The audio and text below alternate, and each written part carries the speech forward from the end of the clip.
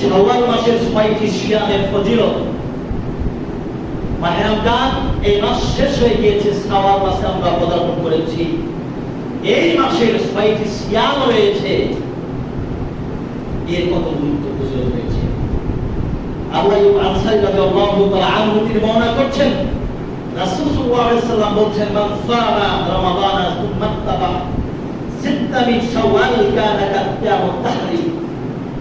রাসূল সাল্লাল্লাহু আলাইহি ওয়াসাল্লাম বলেছেন, যে ব্যক্তি মাহে রমজানের সিয়াম পালনের পরে শাওয়াল মাসের 6টি সিয়াম পালন করলো, সে যেন সারা বছরই সিয়াম পালন করলো।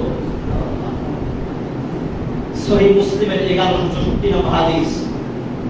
মুহাদ্দিসগণ পুরা বছর সিয়ামের সিলসিলা এভাবে বর্ণনা করছেন, মাহে রমজানের এক মাস সিয়াম, 30 দিনের সিয়াম, 30 10 300, আর এই 6টা হচ্ছে 6 10 60 দিন, 360 দিন।